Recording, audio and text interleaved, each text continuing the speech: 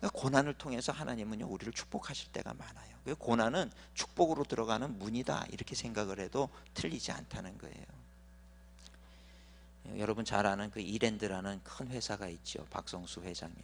예? 이분이 옛날에 뭐 하셨냐 하면 이분이 그 학원 강사셨단 말이에요. 학원 강사를 하시던 분인데 1980년도에 이제 5공화국이 들어서면서 전체적으로 다 과외 없앤다, 폐지를 시켜버리고 학원 비밀 과외하다 걸리면 큰일 나요.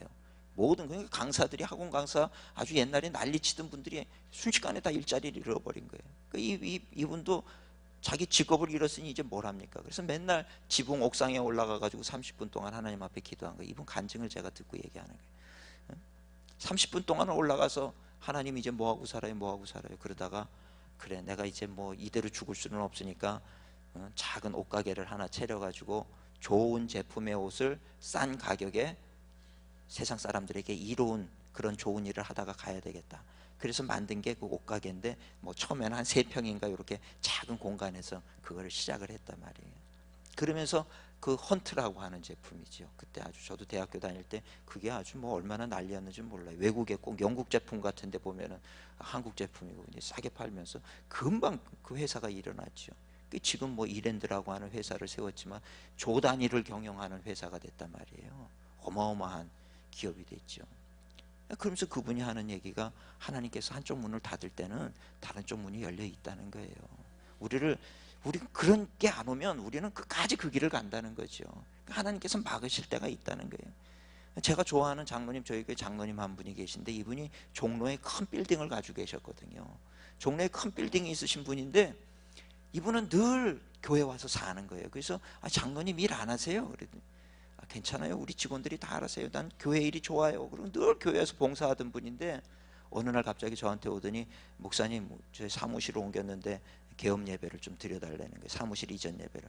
그래서 갔더니 한 요 성전만 해요. 요 성전만한 사무실을 만들었어요. 근데 보니까 그 종로에 큰 빌딩이 있었는데 사무실을 요만하게 만드셔서 이분이 무슨 일이 있나 보다. 근데 묻지는 않았어요. 질문은 안 하고 또 무슨 말 못할 사정이 있으신가 보다. 말할 때까지 기다려야죠. 그래서 묻지는 않고 개업 예배를 잘 드렸어요. 그리고 몇 년이 지났죠. 몇 년이 지나고 나서 이제 저하고 일본에 같이 가게 된 날이 있어서 비행기를 타고 가는데 이분이 이 장로님이 일본에 가는 비행기 안에서 저한테 얘기를 하는 거예요. 목사님 그때 개업 예배 드린 적이 있죠. 그렇죠. 그때는 말 못할 사정이 있었는데 지금은 할 수가 있다는 거예요. 그래서 안 그래도 궁금했는데 무슨 일입니까? 그러고 질문을 했더니 그 종로에 그 큰 회사가 있었는데 내가 늘 교회 와 있는 동안에 직원들이 그 회사를 다 빼돌려 가지고 그래서 다 잃어버리고 자기는 빈털터리가 돼버렸다는 거예요. 모든 서류면 모든 것들을 다 그냥 믿었는데 그렇게 됐다는 거죠. 그래가지고 이분이 죽으려고 자살을 하려고 자기 사는 아파트, 당신 사는 아파트 20층 꼭대기에 올라가가지고 뛰어내리려고 올라가가지고 이렇게 밑을 내려다 보니까 뛰어내리려고 그랬는데 갑자기 너무 무서운 생각이 들더래요. 뛰어내리면 많이 아플 것 같고 그래서 못 뛰어내리고 내려와가지고 그 다음날은 진짜 오늘은 뛰어야지 그러고 올라갔는데 보면 또 못 뛰어내리겠고 몇 번을 시도를 하다가 마지막에는 내가 진짜 뛰어야지 이 마음을 가지고 올라가서 다리를 하나를 그냥 올라가려고 이렇게 애쓰고 반이 올라갔는데 갑자기 마음속에서 하나님의 음성이 들리는데 네가 그렇게 죽을 용기 있으면 다시 시작하지. 그 용기 가지고 다시 시작해서 안 될 게 뭐가 있느냐. 이분이 정신이 바짝 들어요. 내가 지금 뭐에 홀린 것 같더라는 거예요. 그 정신 차리고 내려와가지고 당신이 그동안 일본하고 무역을 했었는데 그 일본에 무역하는 그 회장을 만나가지고 자초지정을 다 얘기하고 이렇게 해서 내가 빈털터리가 됐다 얘기했더니 그 일본의 그 회장님이 의리가 있으신 분이어가지고 그러면 내가 앞으로 모든 물건을 당신한테 독점권을 줄 테니까 당신이 다 해라. 다른 사람들 한국인 누구하고는 안 하겠다. 당신한테 모든 걸 주겠다. 그래가지고 이제 용기를 얻어가지고 그 사무실을 요만하게 창업을 하게 된 거예요. 근데 그러고 났더니요 그때 그 큰 빌딩 가졌던 것보다 딱 2배의 수익이 생기더라는 거예요. 매일매일 현찰이 들어오는데 2배가 들어오는데요 너무나도 감사하고 그리고 얼마 지나지 않아 가지고 1년인가 뒤에 한국에 IMF가 터진 거예요. 97년. 그래서 큰 회사 가진 분들이 다 도산하고 다 부도나고 다 무너지는데 이분은 1년 전에 이미 다 정리를 했으니까 무너질 게 없고 오히려 IMF가 되니까 돈을 더 벌었어요. 그래가지고 그걸 얘기를 하면서 목사님 참 인간이 어리석지요. 지금 이렇게 고난이 오는 그 고난을 보면서 자기는 하나님이 자기를 버린 줄 알았다는 거예요. 근데 하나님께서는 모든 것을 미리 예비하시고 정리해 주시고 그리고 딱 2배가 되게 하시는데 그 은혜를 몰랐다는 거예요. 그 얘기를 해서 내가 비행기 안에서 얼마나 은혜가 됐는지, 그래서 그 장로님 손을 잡고 그럼요 장로님, 우리 그리스도인에게는 고난 없어요. 분명히 하나님께서 뭔가 계획이 있으시고 합력해서 선이 되게 하시고 심지어는 사탄의 공격이라 할지라도 그것까지도 하나님께서는 막으시고 2배가 되게 하시고 은혜가 되게 하시는 하나님이신 줄로 믿습니다. 예? 이 얘기를 했어요. 제가 이렇게 나와 있어도 하나님 지금 우리 교회 지켜주시는 줄로 믿습니다. 하나님 오늘 저 대신에 설교하시는 그 목사님 붙들어 주시는 줄로 믿습니다. 우리 자녀들 밖에 나가면 얼마나 걱정돼요. 하나님 우리 자녀 지금 하나님 붙들고 계신 건 믿습니다. 걔한테서 뭐 하루 우리의 머리가 계단에서 굴러서 깨졌다는 거예요. 그래서 하나님 지켜주신 줄로 믿습니다. 이걸 통해서 또 합력하여 선이 되게 하실 줄 믿습니다. 하나님, 제가 부흥회 나왔을 때 우리 아들 머리가 깨졌거든요. 그래가지고 참 어려운 교회에서 부흥회를 인도하러 갔는데 교회가 시끄럽고 분열이 되고 이런 교회, 기도를 많이 하고 내려왔는데 첫날 저녁 집회 딱 했는데 그날 새벽에, 예? 저녁 집회하고 그 다음날 아침 새벽 집회를 해야 되는데 그 새벽에 우리 애가 친구 집에 갔다가 나오다가 굴러가지고 머리가 깨져서 지금 응급실에 실려갔다는 거예요. 그게 내가 지금 이 부흥회를 하고 가야 되나 지금 그냥 올라가야 되나. 근데 하나님 지금 우리 아들이 넘어졌는데 근데 마음에 평안을 주시는 거예요. 그래서 그렇지, 하나님이 지켜주시지, 이걸 통해서 또 합력하여 선이 되게 하실 거지. 제가 이제 그거를 생각을 했어요. 그러고 나서 그 교인들한테 우리 아들 이제 새벽에 그런 거예요. 제가 지금 여기 오는데 우리 아들이 굴러가지고 머리가 깨져서 속에 뇌출혈이 일어나가지고 이 뼈를 잘라내고 이거를 뽑아내는, 피를 뽑아내는 그런 대수술을 합니다. 그러면서 제가 성도님들한테 제가 지금 설교 그만하고 가야 될까요? 있어야 될까요? 그랬더니 교인들이 아무도 대답을 못하는 거예요. 가라 그럴 수도 없고 있으라 그럴 수도 없고, 그죠? 근데 제가 기도하는 중에 하나님이 평안을 주시네요. 이 교회에 은혜가 넘치려고 그러는 것 같아요. 기도 많이 해주세요. 그리고 집회를 끝까지 10번 집회를 다 하고 간 거예요. 그리고 올라갔죠. 올라갔는데 뭐 제가 올라간다고 제가 수술을 할 겁니까? 뭘 할 겁니까? 어차피 다 하나님께 맡기는 거죠. 수술이 잘 끝났어요. 그러고는 그런데 그 교인들이 미안해 놓으니까 얼마나 저랑 저희 가족을 위해서 기도를 많이 했는지요. 그날은 제가 무슨 실없는 얘기를 해도 은혜를 받더라고요. 마음 문들이 열리니까. 그래서 그 교회가 제가 부흥회 하고 나가지고 굉장히 안정이 되고 문제가 해결이 돼 버렸어요. 교회가 연합이 되고 하나가 돼 버리더라고요. 그래서 야, 이분들 정말 우리 아들의 희생을 통해 가지고 이렇게 하나님이 은혜를 부어 주시는구나. 저희 아들은 억울하잖아요, 그죠? 왜 이 교회 때문에 우리 아들 머리가 왜 깨져야 됩니까? 그죠? 근데 우리 아들은요, 하나님이 현역을 받았는데 그거 깨진 것 때문에 공익으로 빼주시더라고요. 그래서 내가 그거 보고 야, 정말 하나님 합력해서 선을 이루시는구나. 뭐 하나 버릴 게 없구나 우리 하나님. 할렐루야. 우리 아들은요 그래서 공익이 됐어요.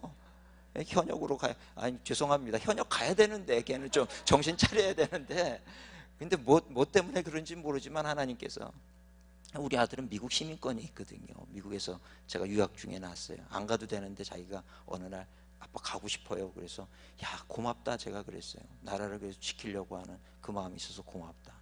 그런데 하나님이 그 마음만 받으신 것 같아요. 그리고 머리가 깨진 다음에 공익에 지금 이제 빠져가지고 그렇게 됐는데, 오늘 우리 하나님은요 버릴 게 진짜 없어요. 합력하여 선이 되게 하시는 하나님이신 줄 믿으시기를 축원합니다.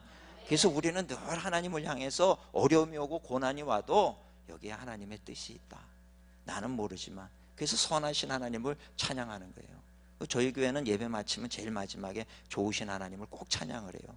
좋으신 하나님, 좋으신 하나님, 참 좋으신 나의 하나님, 우리의 예배를 받으신 참 좋으신 하나님, 그의 찬양을 늘 불러요. 그 우리 성도님들 뭐 3,000명, 4,000명이 모여서 예배를 드리는데 그분들 가운데 그 고백이 안 나오는 분들도 얼마나 많겠어요. 아, 당신들은 속이 편해서 그런 찬양하는구나 이럴 분들이 왜 없겠어요. 근데 말씀을 듣고 하는 가운데 위로가 되고, 그래서 그분들이 울면서 좋으신 하나님을 부르는 거예요. 지금 내 문제가 있고 아픔이 있지만 울면서 좋으신 하나님을 찬양하는 거지요. 근데 그 하나님의 은혜로 말미암아 회복이 되고 변화가 되고, 10년이 지난 다음엔 다 웃는단 말이에요. 제가 연세 있는 분들 신방 가시면은 그때 어려운 일이 있으셨지요. 그땐 죽으실 줄 알았지요. 그때는 끝난 줄 아셨지요. 근데 지금은 어떠십니까? 얘기를 하면 그러게 말이에요. 그땐 왜 그랬는지 몰라요. 하나님을 믿지 못한 거지요. 뭐 이제 이런 얘기들을 하신다고요. 너무 아픔이 크니까 때로는 하나님이 날 버리신 것 같고, 우리는 근데 뭔가 하다가 길이 막히면 하나님의 뜻이 아니라고 생각할 때가 있어요. 그거는 잘못된 생각이에요. 오히려 우리는 하나님의 뜻대로 가려고 그럴 때 사탄이 공격하고 막을 때가 얼마나 많은지 모른다는 거예요. 출애굽할 때 그 홍해가 가로막혀 있으니 얼마나 큰 고난이에요. 하나님이 우리를 인도하셨으면 왜 홍해가 가로막혀야 돼요? 가로막혔잖아요. 그거 어떻게 힘들게 뚫고 넘어갔더니 그 다음에 또 뭐가 옵니까? 많은 수많은 적들이 죽이려고 그러고, 먹을 물이 없고 먹을 양식이 없고, 왜 하나님의 뜻이면 이런 고난이 있어야 됩니까? 우린 그렇게 얘기하겠죠. 그래서 출애굽하는 게 하나님의 뜻입니까? 아닙니까? 근데 하나님의 뜻이잖아요. 오늘 우리가 살면서 때로는 믿음의 눈을 닫고, 그리고 육신의 눈으로 보면서 하나님의 말씀을 중심으로 해서 나가는 게 아니라 환경을 통해서 우리는 하나님의 말씀을 판단할 때가 있다는 거예요. 하나님이 나를 정말 사랑하시면 왜 이런 일이 있어야 됩니까? 아니요, 하나님이 사랑하셔도 그런 일이 있어요. 끝까지 가봐야 하는 거지. 오늘 그래서 우리는 믿음의 눈을 여시고, 또 항상 고난 속에는 하나님의 뜻이 있다는 걸 기억하시고 믿음으로 사시는 우리 성도님들 되시길 축원합니다. 세 번째는요, 하나님, 그래서 인간을 사랑하며 살자. 우리 성도님들 사람을 사랑하며 사시기를 축원합니다. 그래서요, 제가 이 목회를 하다 보면 이렇게 보면 정말 죄송한 표현인데 성도님들이 다 불쌍한 거예요.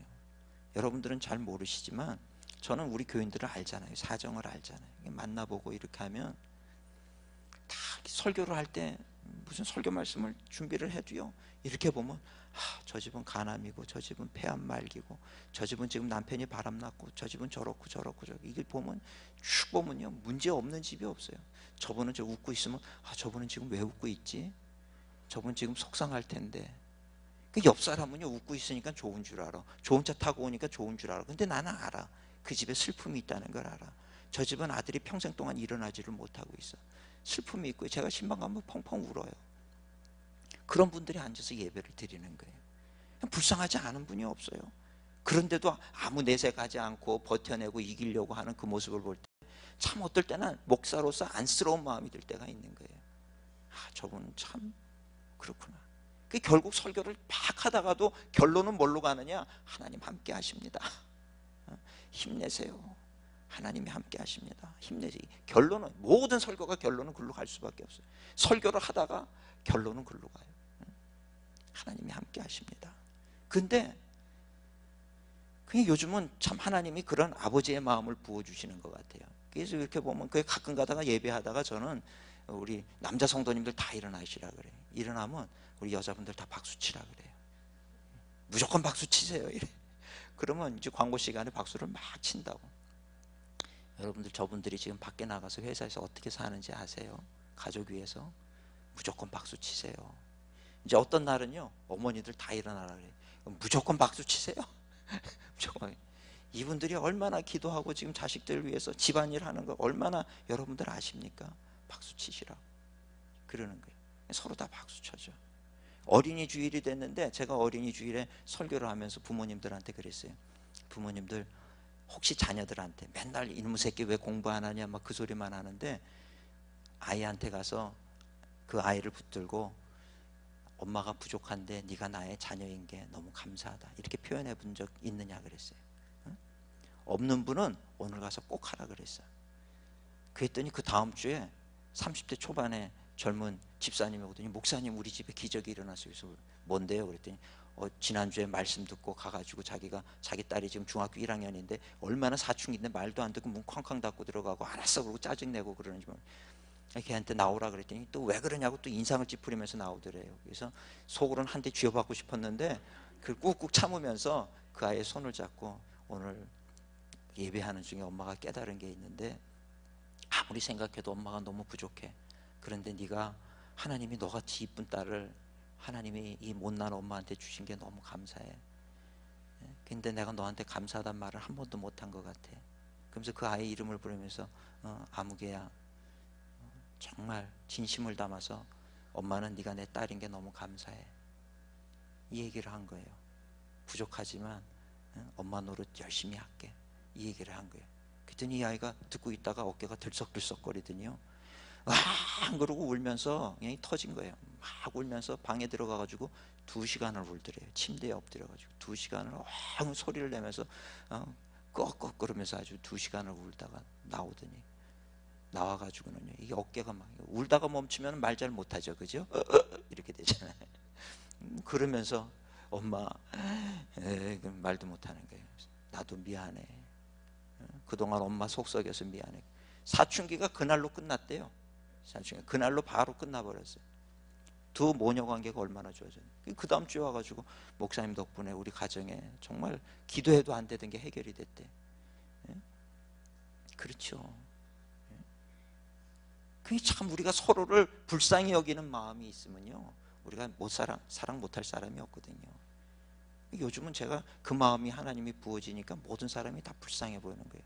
저희 교회에 이제 100일 된 아기를 데리고 와요. 100일 된 아이, 한 달 된 아기를 데리고 와가지고 그래가지고 목사님 우리 애기 처음 왔어요, 안수기도 해주세요. 그러면요, 제가 그 애를 이렇게 보면 너무 이쁜 거예요. 막 아이가 막 이렇게, 어떻게 그렇게 이뻐요 애가.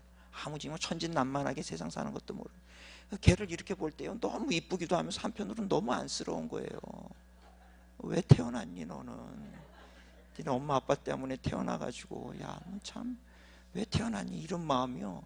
얘가 얘를 보면 얘 일생이 보이는 거예요. 그냥 초등학교 가고, 그때 어린애가 자기 몸무게보다 더 나가는 큰 책가방 메고 다니는 것부터, 또 사춘기 되면 또 남자 사귀었다가 또 막 또 울고 또 그런 게 다 보이는 거야. 또 대학 간다고 또 얼마나 또 머리를 쥐어짜내면서 또 공부하는 그런 모습, 또 사는 게 얼마나 그냥 인생이 쭉 다 보이는 것 같으니까, 야 이거 너 살아낼 수 있겠냐 막 이런 생각이 들고요. 너무 불쌍한 거예요. 갓 태어난 아기부터 노인에 이르기까지 이렇게 보면요, 그냥 백발이 성성하신 분을 보면 저분은 인생 살면서 정말 얼마나 사연이 많겠어요. 여기 계신 분들도 얼마나 사연이 많으십니까? 6.25를 거치신 분도 있고요, 일제시대 거쳐오신 분도 있고요. 그렇잖아요. 얼마나 사연이 많겠어요. 야 그거를 다 저렇게 넘어왔는데, 오늘 사랑하는 성도님들 그 넘어오는 과정 내 힘으로 온 게 아니라 하나님의 인도하심으로 온 줄로 믿으시길 축원합니다. 다 하나님의 인도하심으로 넘어왔단 말이에요.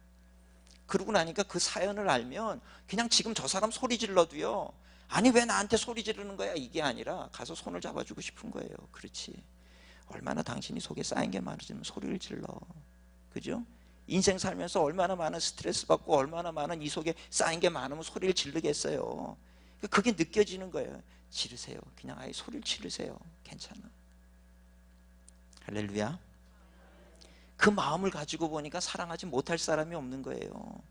근데 내가 왜 이렇게 변했지? 옛날엔 누가 나를 째려만 봐도 네가 왜 날 째려보냐 그러고 화를 냈던 사람이 지금은 그래도요, 그게 용납이 되는 거예요. 그럴 수 있어요. 손을 잡아주고. 힘든 일이 있으시죠? 제가 91년도에 미국에 유학을 왔는데 제가 그때 신기한 걸 발견을 한 거예요. 한국에는요, 개들이 엄청 짖어요. 개가 막 낯선 사람 봐도 짖고, 막 어렸을 때 우리 동네 골목 들어갈 때 한 마리가 짖으면 동네 개들이 다 짖었고 막 그랬거든요. 미국으로 왔더니 개들이 안 짖는 거예요. 그래서 난 얘네들은 왜 안 짖나?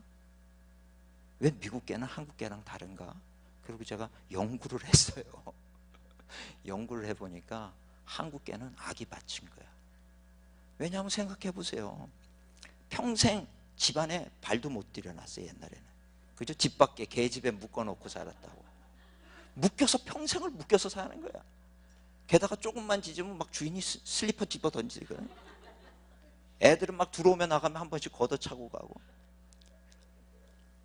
안 짖으면 이상한 개야 그게. 그렇죠? 악이 받치니까 누구라도 보면 그냥 물어 죽일 것 같이 막 으르렁거리고. 미국 개는요 그냥 다 사랑받더라고. 보니까 다 사랑받으니까 사람을 보면 좋아해서 와가지고 이렇게 기대. 에? 사람도 마찬가지더라고요. 사랑을 많이 받은 사람은요 누구를 가서 사랑할 수 있더라고요. 다 품을 수 있고. 근데 막 스트레스 받고 이 쌓인 게 많은 분들은요 누구를 보면 소리를 질러야 돼. 그래서 우리 사랑하는 성도님들은 누가 소리 지르면 왜 소리를 질러 그러지 말고 저분이 정말 인생을 힘들게 사시는구나 이렇게 생각하시고 가서 손을 잡아주시기를 축원합니다. 제가 목회하다가요 그게 그 눈이 열린 거예요. 그런 분들 보면 가가지고요 집사님 이렇게 손잡고 힘드시죠? 그러면요 제가 손잡고 힘드시죠? 그 한마디에 안 우는 분이 없어요. 주룩주룩 눈물에 그냥 수도꼭지가 열린 것처럼 주룩주룩 다 눈물들을 흘려요. 벌써 그 속에 있는 게 밖으로 나오는 건데 그래서 보니까 다 너무 불쌍한 거예요.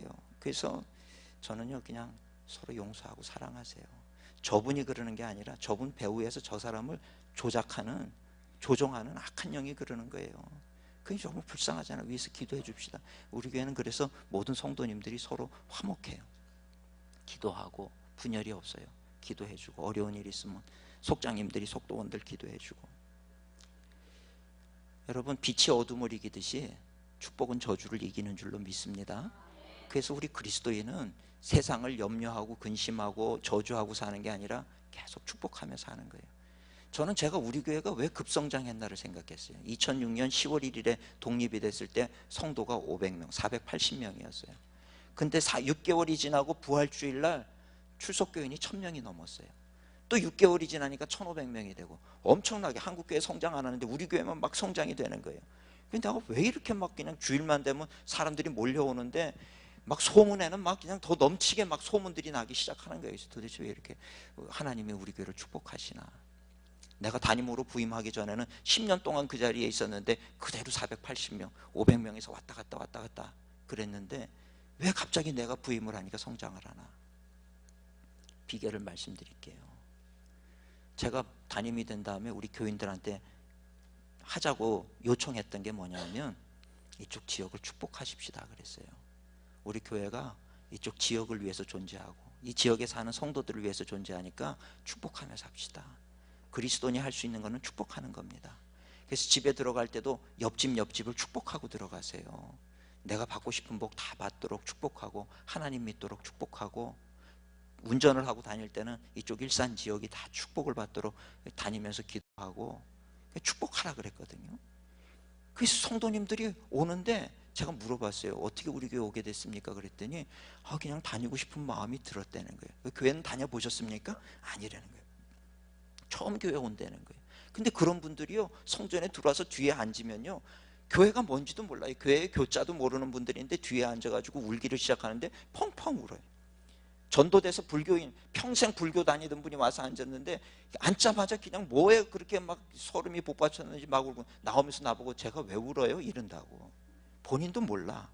제가 그분한테 하나님이 당신의 심령을 만지시는 거예요.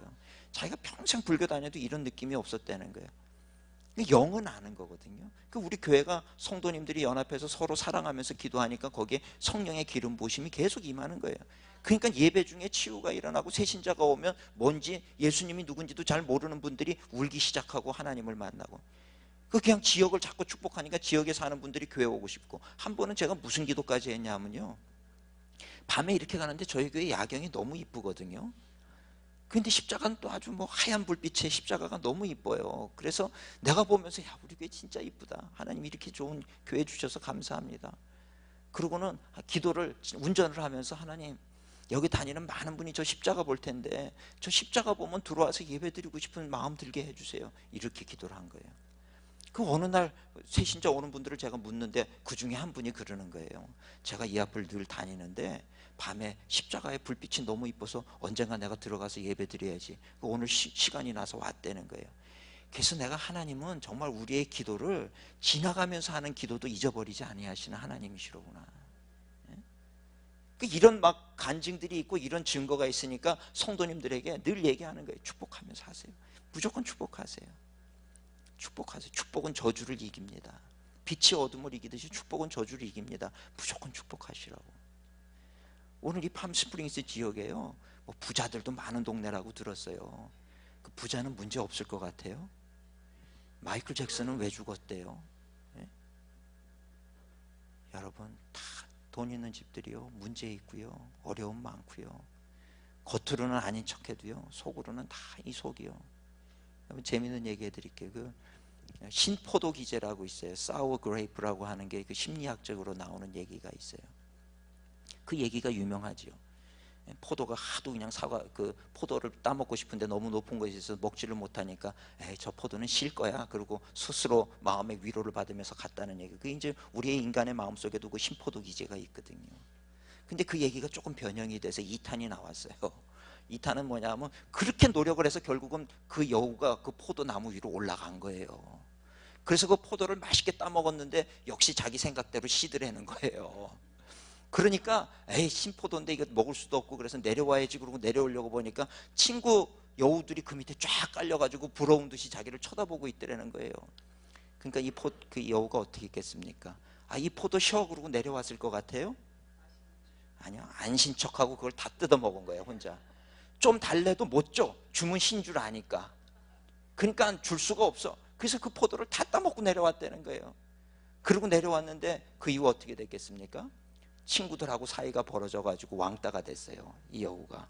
그리고 자기는 신포도를 하도 먹어가지고 위에 염증이 생겨가지고 죽었다는 얘기입니다. 이게 우스개로 만든 2탄 이야기지만 사실 그 속에 뼈가 있단 말이에요. 남들이 볼 때는 부러워하고 저거 나 있었으면 좋겠다. 가진 분들에 가서 마음이 평안하십니까? 물어보세요. 아무도요. 저는 저희 교회 국방장관 하신 분도 있고 별을 다신 분도 있고, 그래서 제가 그분들한테 아유 장로님 좋으시겠어요. 국방부 장관까지 하시고 저한테 정색을 하면서 목사님 진짜로 물으시는 겁니까? 자기는 목사님이 부러워 죽겠다는 거예요.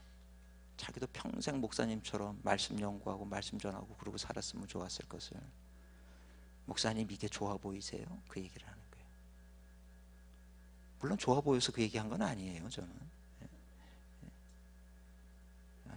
이분이 진짜 거듭나고 하나님의 은혜를 사모하는 분이로구나. 여러분 높은 곳에 올라가면 좋을 것 같습니까? 문제 있어요. 다 불쌍하더라고. 높아진 분은 높아져서 불쌍하고 낮은 곳에 있는 분은 낮아서 불쌍하고요. 그게 제가 우리 성도님들한테 하는 얘기가 다 불쌍해요. 서로 위로하세요. 서로 위로하고 서로 사랑하고 기도하는 게 중요하지. 오늘 우리 팜스프링스 연합교회 우리 성도님들 사람을 사랑하시기를 축원합니다. 요한일서에 보면 보이는 바 형제를 사랑하지 못하고 보이지 않는 하나님을 사랑하는 것은 거짓말이다 그랬어요. 하나님 제일 큰 계명이 뭡니까? 예수님 그러고 물었을 때 예수님이 뭐라 그랬어요? 하나님을 사랑하고 내 이웃을 내 몸같이. 제일 큰 계명은 하나잖아요. 제일 큰 계명을 물었는데 둘을 얘기하신 거예요. 하나님 사랑하고 인간을 사랑해라. 왜 둘을 얘기했을까요? 가만히 보니까 성경을 쭉 보니까 그 둘은 둘이 아니라 하나더라는 거예요. 요한일서에 형제 사랑하지 못하고 하나님 사랑한다는 거 거짓말이다. 그리고 하나님을 진짜 사랑하면 형제를 사랑하게 돼 있다. 왜? 하나님이 그 형제를 위해서 죽으러 오셨기 때문에. 그래서 오늘 우리 성도님들 일생 살면서 스트레스 받지 마시고요, 그냥 기도하고 축복하며 사시기를 주님의 이름으로 축원합니다. 주님이 기뻐하시는 인생이란 말이에요. 그렇게 사시고 승리하시고 좋은 일들 넘치는 우리 복된 우리 팜스프링스 한인 감리교회 성도님들 되시기를 주님의 이름으로 축원합니다.